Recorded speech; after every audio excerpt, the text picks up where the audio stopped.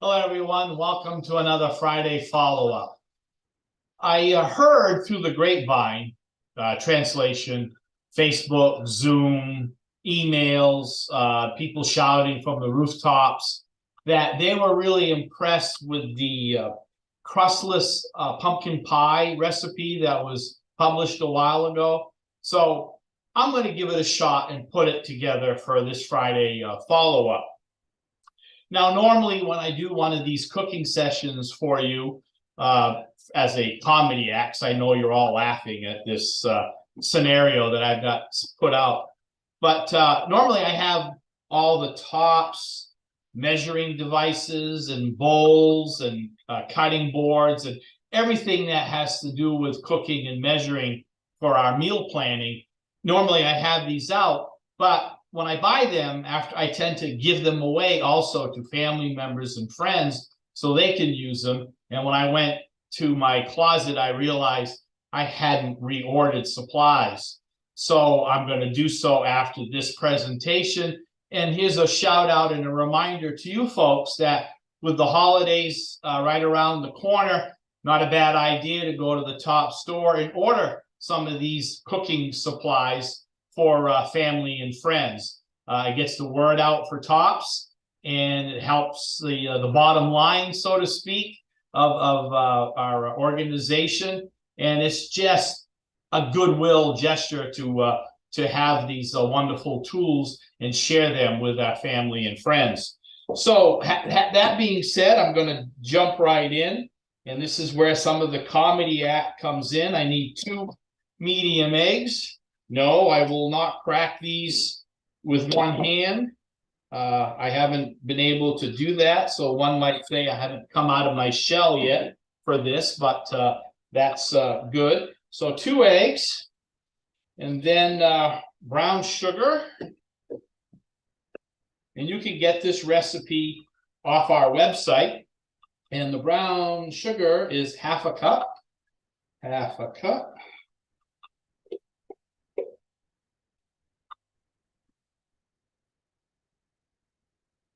And then next, okay, now it comes to spices where it asks for ground cinnamon, ground nutmeg, ground ginger. I see a pattern there. Ground cloves, and then salt. Well, that's great if you have all those, but over the years, I tend to use pumpkin pie spice.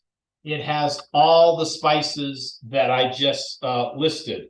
The trick is to know how much to put in there. And I've learned over the years on what I like to do is that I do 2 teaspoons. And you might see that some of that, a little chunky there. You might see some, oh, there we go. Some of it might be falling in beyond the spoon. I don't care. I love pumpkin. So it's a little extra. That's great. And then fat-free evaporated milk, 1 1/4 cup, which is just about a can. So let's just go for it. Right in there. I took the liberty to take the tops off before, just so I wouldn't have an accident. And then 1 can, 15 ounce of pumpkin puree, which, if you remember back in the day, it used to be 16 ounces. So I'm just going to plop that in.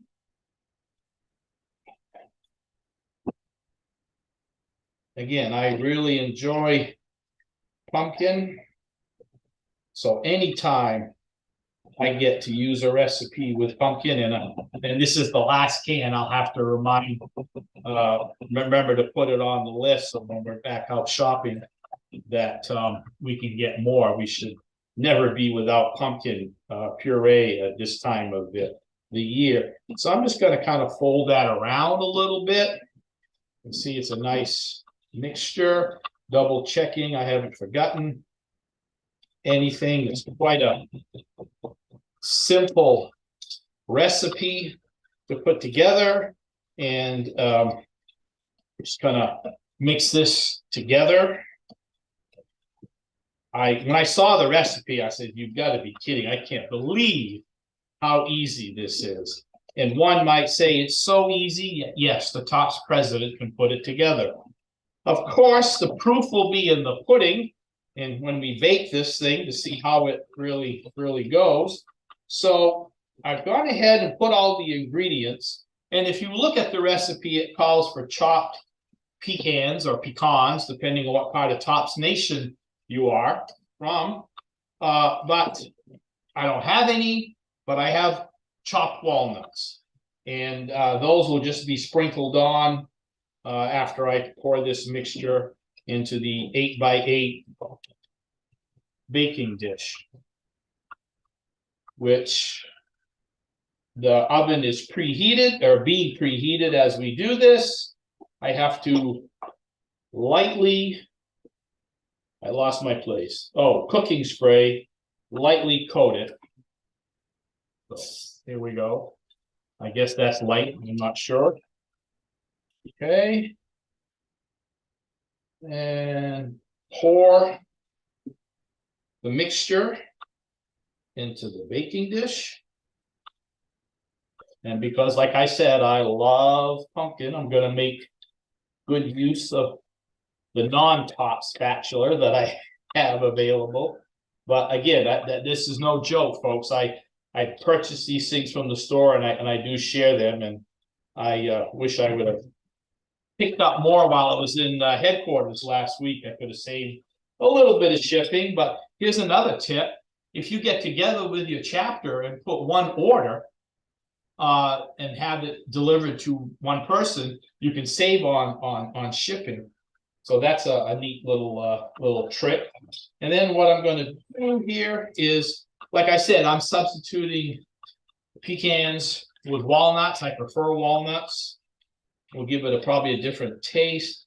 And you just want to sprinkle them on. You know, and I'm going to say kind of like to taste. If you want just a little nutty flavor or a lot, you can add more or less. Kind of similar to the allspice pumpkin mixture. So that's it, folks. That's all the ingredients. Luckily, I had them here. I'm going to pop this in the oven, and it's going to bake for 15 minutes at 400, and then I'll cut it back to 350 and finish baking it for an hour. So with time-lapse video and unique editing, I'll see you in a few minutes.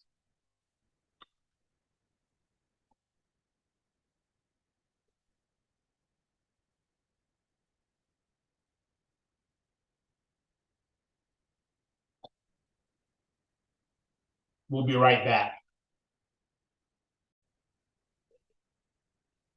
And okay, we're back. And to kind of speed things along, the directions say to make sure you let it chill for a bit or put it in the refrigerator for overnight. But I wanted to take care of this presentation today and get it ready. So what I did is I took it out of the oven and popped it in the freezer to chill it down a little bit quicker. And as you can see, it came out really nice. And I'm going to get a piece out. Looks very nice. And we'll give it the taste test.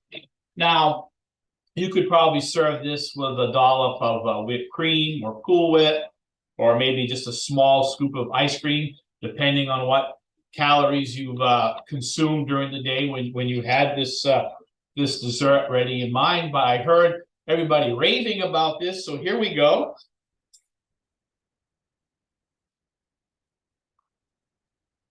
Yes, crustless pumpkin pie. It has that pumpkin flavor that I like. I put just enough pumpkin spice in it, so I really enjoy this. And I hope you get a chance to make this too.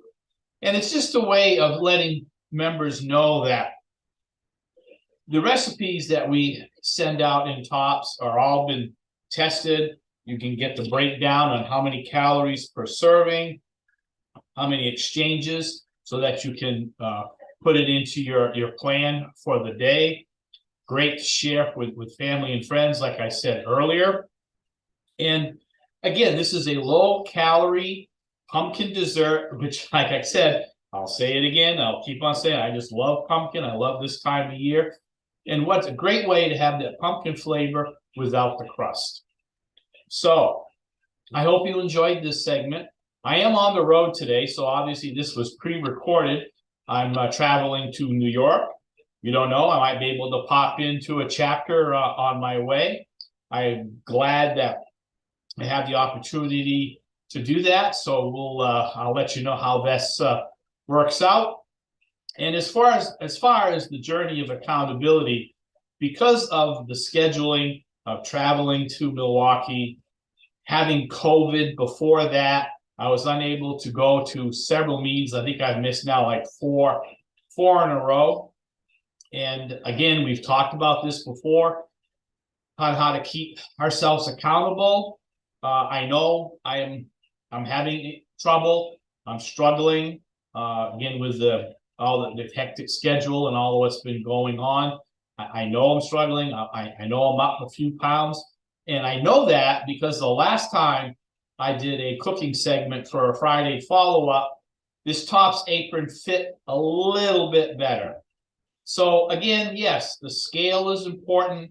We need our weigh-ins, but there are other ways to kind of let us know how we're doing. I'm going to enjoy this low-calorie dessert tonight, and I'll get ready to go on the road for my journey to New York. And I'll see you next Friday.